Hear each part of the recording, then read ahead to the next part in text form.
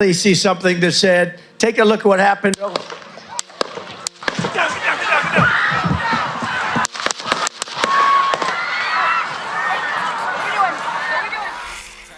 Saturday, July 13th, Donald Trump was unsuccessfully assassinated by 20-year-old guy Mathew Crooks. But what was really behind this failed assault, and what was the assassinator motivation? Well, for that, we must get a bit back. Donald Trump's election rally was holding up in Butler, Pennsylvania, where the assassinator lived. He went to a high school in the same city and got branded. One of his classmates reported to NBC News Channel, Mathew was an outcast in the school and bullied almost every day. He was bullied almost every day. In what way? Can you explain? I mean, he would sit alone at lunch. I mean, he was just an outcast, and you know how kids are nowadays, so... Although this may sound like cliche movies, but it could ring an alarm in our minds. Also, one of his former classmate parents stated Mathew's shooting skill was so bad that he even didn't get into the school shot team. Here we are facing a twist in which how someone who was a bad shot a few years ago at most becomes an assassinator. Of course, there are more to come. He was a member of a shooting club in the neighborhood, and even the day before the gunshot day, he is lost by the club. He also buys a ladder that day and explosives in the same day that makes it more suspicious. FBI has reported he has searched how to create detonating explosives in his electronic devices.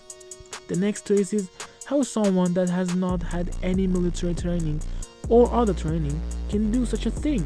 And plus, how can't you make explosive detonations and search them from the internet like, what, goofy teens?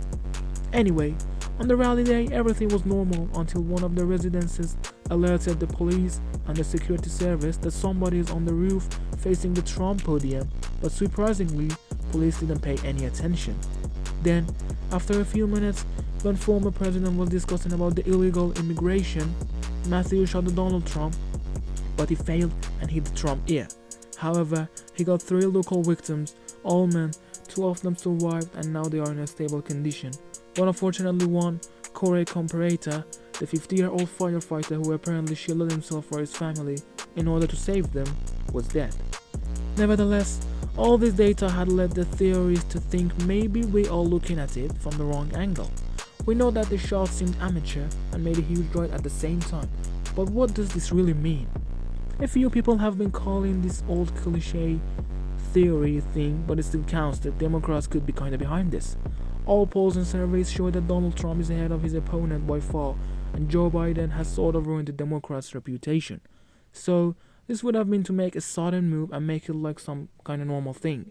Although, there is this other theory that it was Trump and his campaign behind the accident. Stats and polls also show after the riot, Trump's popularity sprang up and had a huge impact, and plus, when the shot goes from your ear, you don't make heroic photos. The other possible theory comes from Donald's enemies, but not inside, but the outside. There are so many countries against Trump himself, and they have suffered when he was in charge 4 years ago, such as Russia, China, Iran, and etc. Since the World War II, Russia and United States of America have been in Cold War, and they are trying to surpass their opponent. On the other side, China is becoming the superior country of the world in 21st century politically and economically, and they have become even more powerful when Biden came up, so this was the golden opportunity to take down their biggest threat. However, these are still theories and can be completely wrong. It could be just a person who doesn't want his president be Donald Trump and tries to kill him. What do you think? Do you think Democrats would risk doing this? Or Republicans campaign risk their presenter life to win this election? Or intelligence services risk to kill their opponent? Let us know in the comments below. Thank you all for watching. If you believe in the first theory, please like. If you believe in the second one, please subscribe.